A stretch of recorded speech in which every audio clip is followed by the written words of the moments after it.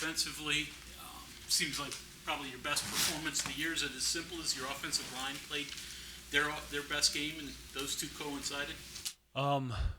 No, I wish it were that simple. I think it goes back like of every week we've had discussions about how do we have to get better, and so how do we get better? Right? We took into a good off week.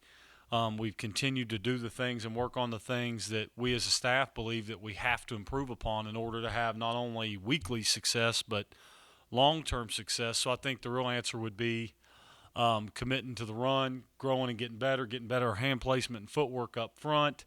Both backs played really well, manipulated runs really well, hit it vertical really well. We strained a little bit more on the perimeter blocking and certainly in the core, which helped that. And then we didn't turn the football. Like there's a lot. It is much more complex than that. We didn't turn the football over.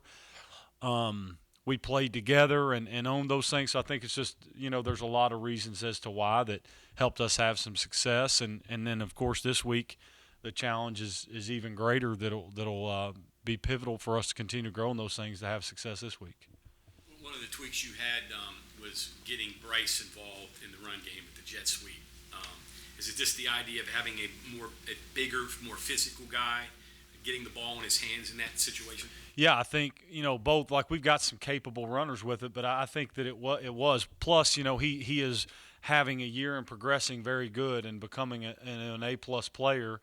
And as he grows and becomes an A+ player, certainly it makes us smart to continue to find ways to get him the ball the way he does good with it. And he is a really good vertical runner. After he sticks his foot in the ground and gets it vertical, he's big and hard to tackle. So it's good business for us to find ways to get it to him to be even like late in the game there, you saw him carry the guy and step out of just a common little now screen that Winston strained on and got him some room, and he stepped out of it. So a lot of it's just continuing to find the best ways to get our guys the ball with what they do well. A guy that can break a block or tackle at the line of scrimmage maybe when there's a guy open. That's right. Yeah. Yeah, amen. What did that first drive do for your offense?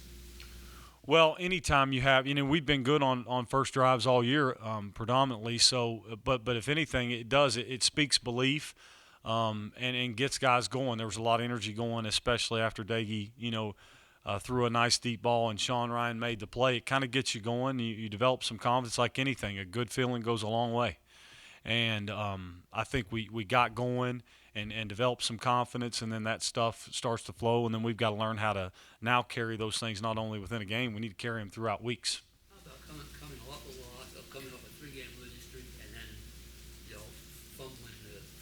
giving up the long kickoff return, and then fumbling muffing the kickoff, shall we say? Yeah, it was. I guess our guys wanted to quickly make sure that we had grown as a football team of learning how to grow from adversity quickly. So we passed the test, I guess. The first drive was good. How about the second drive? 15 plays, 94 yards, and a touchdown. I mean, that pretty much, you feel like it was almost like the turning point in the game, if not the whole season? Yeah, you sure hope so. I mean, it was a good message sent that, knowing that we also we've got to finish and we got to do better. We know it as a staff and as an offense. We've got to finish with red zone touchdowns and not field goals. And that second drive, it probably did. I think it probably helped the guys say, hey, we've got a chance to now score touchdowns instead of 3 points, and give the guys confidence about how to finish drives. And just the way we finished a couple of those touchdown drives with our O-line up front, really putting Letty in the end zone, and one of those untouched is kind of a good message for them.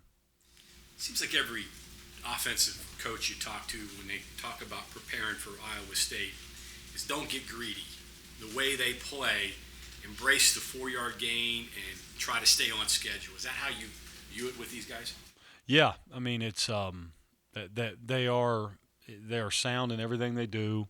I've talked about it before, but John Haycock, their defensive coordinator, is honestly a good friend, and I got a chance to work with him for a year at Purdue, which seems like too many years ago, but I know he is. He is a great man. He's a great family dude. His son's going to be a great coach. His wife and daughter are awesome, which probably even pisses you off even more.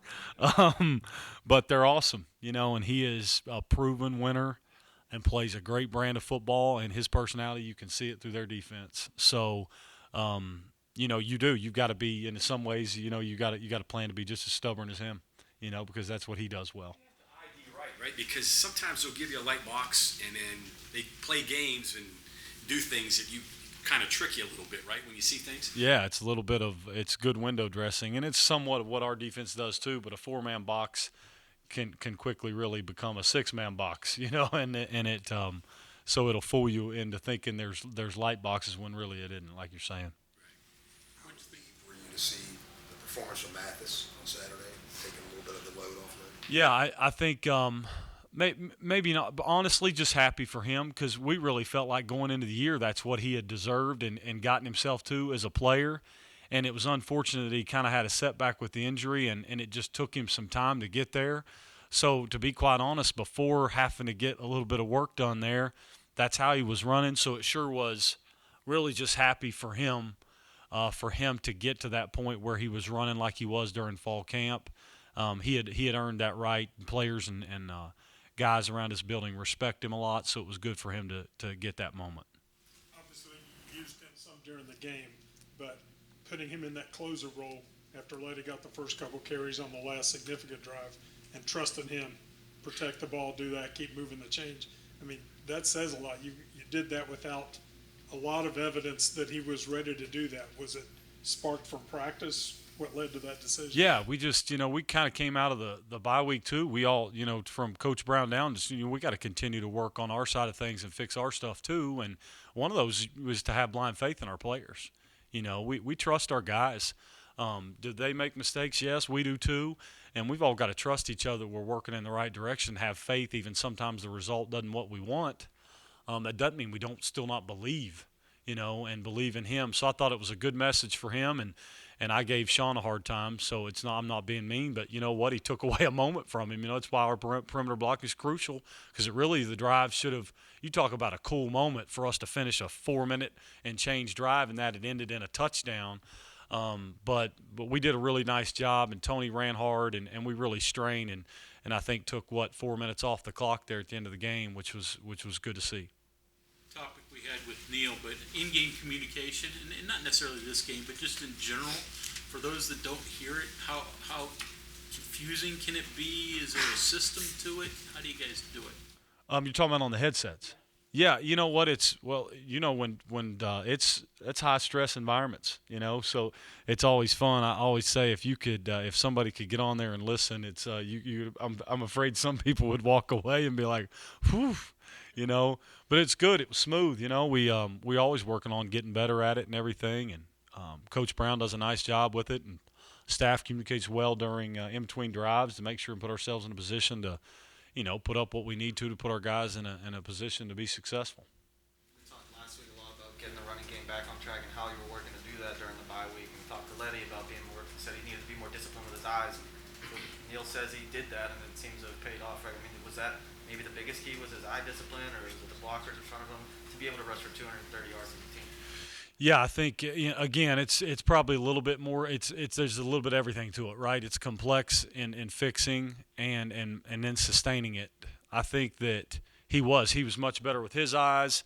I thought he strained more, hit holes more, didn't miss runs, and got vertical and really grinded it out, just as Tony did. And then up front, were we perfect? No, but at the same time, we strained a little bit more. Put our hats in the right spot. Doug Nestor played his best game. Wyatt Milam's growing up. Zach Frazier continues to play at a high level. Gamitter's really starting to develop into a steady A player. And Brandon Yates showed spots of him being able to strain and finish blocks, and we got to continue to take steps across the board. Those guys are starting to feel what it means to be kind of a family of 5 guys that got to get it fixed. And make things work against multiple looks and movements. And so it really is a combination of all those guys. And then Mike O and Banks when he came in. But Mike O, those guys strained to finish out and block C-gap for us too and strained. So a lot of guys involved in making it work. It was good to see them get the reward of the results. But you tie back on a Tuesday. Now it's just about another Tuesday practice to tie back in what it's going to do to have success this week. As an offensive coordinator wants to play his offensive line every play, and yet you guys did that. How did that come about? I'm sorry now? No offensive coordinator wants to play his 5 offensive linemen every play. Yet you did that. How did that come about? Yeah, I think that, as you go through every spot you do want, I would say to this, not to argue, but would be you do want to have 5 guys you can stand for and stand on, and then have depth developed. So in one regard, I would say we like having those 5 guys there because that's the 5 working together all the time and avoid any injury and develop as much depth as we can. And we'll continue to do that.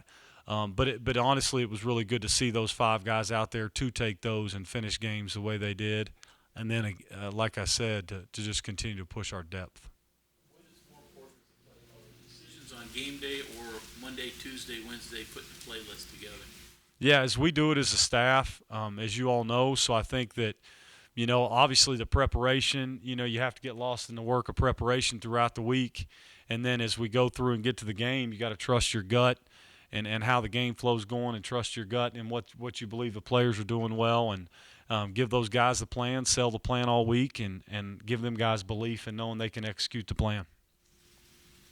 Saw you walking here with a big smile today. I mean, how much does a win like that just do for the morale of the whole team? How much did you guys need that? Yeah, I mean, I think we would all be lying if we didn't say that, morale does matter, and unfortunately in our profession and in this day and age, as I've talked about before with players, like, it's hard for people to trust a process and trust things, unfortunately, at times to a fault without the winning result. It's no different that back in the glory days of shooting basketball, if you take a gazillion shots and you make 0, it's hard to believe you're doing the right things, and you lose a little bit of faith until one goes in.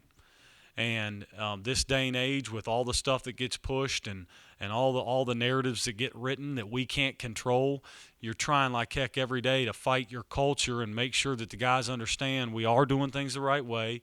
You are a good young man. You are a good football player. And you know what the answer is to get better? You're going to have to work really hard. And that's, I mean, to be real honest with you, most of the time this day and age, everybody wants to, really wants to go another direction besides that, right? I mean, it's really hard to say you didn't get what you wanted, go take a break. You know what I mean? The real answer is it didn't go the way you wanted it, and we're going to have to go back to work. But when you do that, you trust that process, and then you get a result that you do want, and you get a win and a team win and a plane ride home with country roads playing before you take off, that feels good. And so what do? You got to go back to work to hopefully keep that good feeling going. Thanks, Coach. Thank you all.